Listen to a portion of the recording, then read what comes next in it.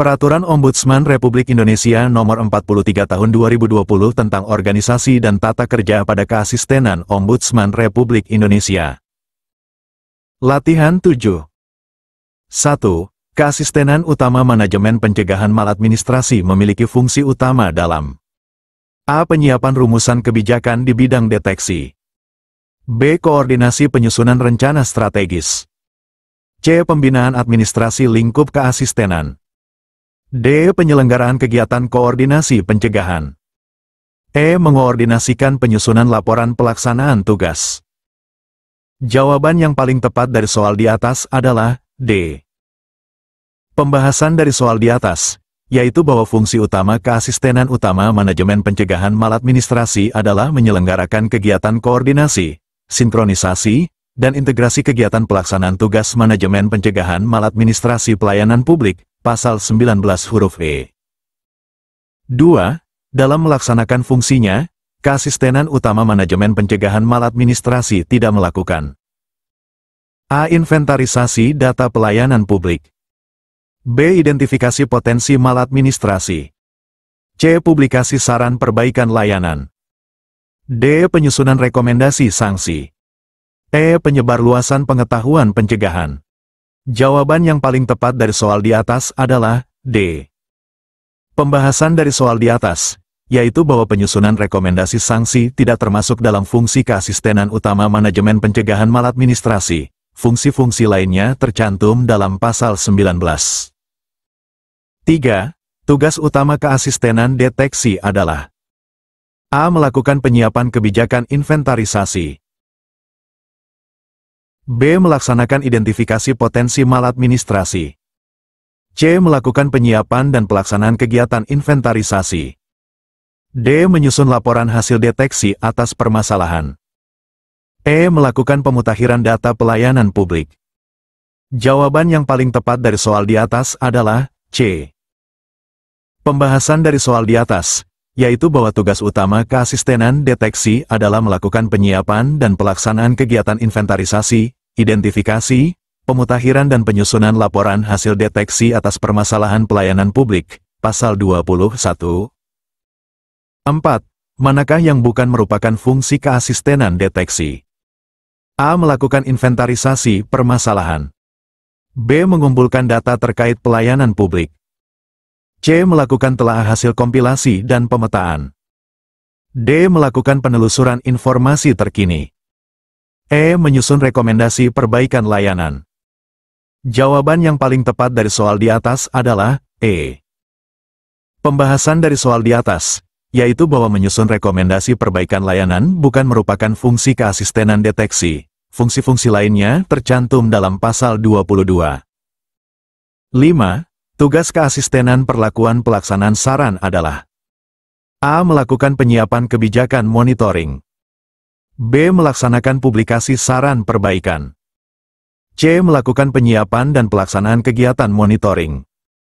D. Menyusun laporan hasil monitoring saran. E. Melakukan evaluasi pelaksanaan saran. Jawaban yang paling tepat dari soal di atas adalah C. Pembahasan dari soal di atas, yaitu bahwa tugas keasistenan perlakuan pelaksanaan saran adalah melakukan penyiapan dan pelaksanaan kegiatan monitoring pelaksanaan saran, publikasi saran, dan pendampingan pelaksanaan saran, Pasal 24. 6. Dalam menjalankan fungsinya, keasistenan perlakuan pelaksanaan saran tidak melakukan A. Pemantauan terhadap pelaksanaan hasil analisis. B. Penyebaran informasi atas saran yang disampaikan. C. Komunikasi dengan instansi penerima saran. D. Pelayanan konsultasi mengenai teknis pelaksanaan. E. Penyusunan saran perbaikan layanan publik. Jawaban yang paling tepat dari soal di atas adalah E. Pembahasan dari soal di atas, yaitu bahwa penyusunan saran perbaikan layanan publik bukan merupakan fungsi keasistenan perlakuan pelaksanaan saran. Fungsi-fungsi lainnya tercantum dalam Pasal 25. 7. Asisten Ombudsman pada keasistenan deteksi menemukan potensi maladministrasi di sektor pendidikan tinggi. Langkah selanjutnya yang harus dilakukan adalah A. Menyusun rekomendasi perbaikan. B. Melakukan publikasi temuan. C. Melakukan telaah atas hasil temuan. D. Menyampaikan saran kepada instansi terkait. E. Melakukan investigasi lanjutan. Jawaban yang paling tepat dari soal di atas adalah C. Pembahasan dari soal di atas, yaitu bahwa sesuai pasal 22 huruf E, setelah menemukan potensi maladministrasi, keasistenan deteksi harus melakukan telaah atas hasil kompilasi dan pemetaan untuk menentukan permasalahan layanan publik, pihak yang diduga terlibat dan potensi maladministrasi.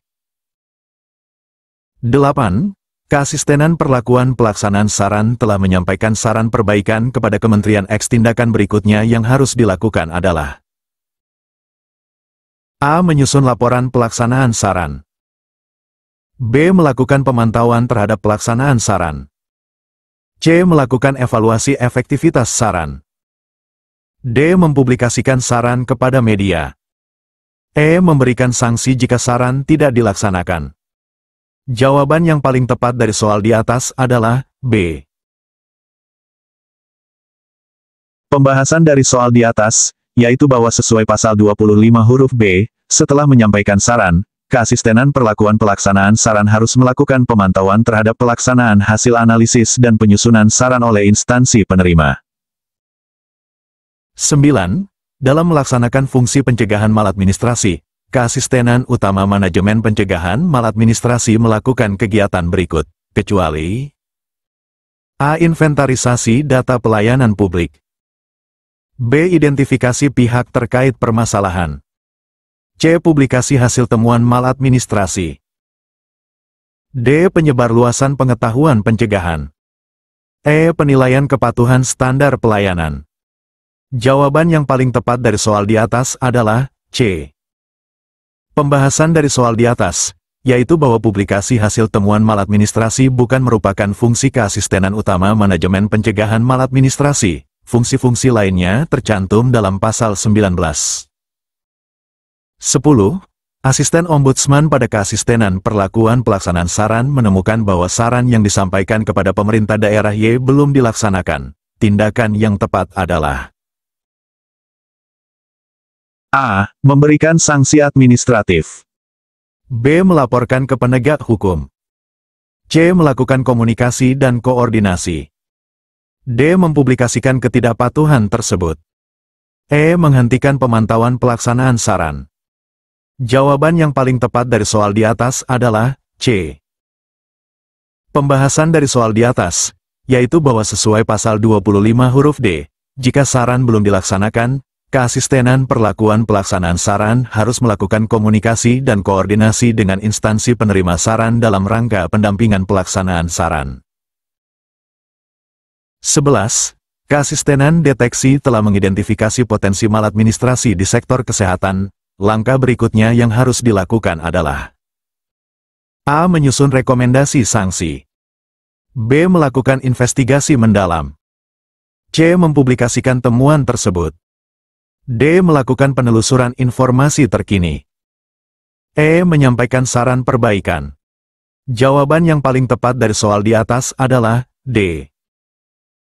Pembahasan dari soal di atas, yaitu bahwa sesuai pasal 22 huruf F, setelah mengidentifikasi potensi maladministrasi, keasistenan deteksi harus melakukan penelusuran informasi terkait situasi atau perkembangan terkini dari suatu permasalahan yang menjadi fokus kegiatan inventarisasi dan identifikasi.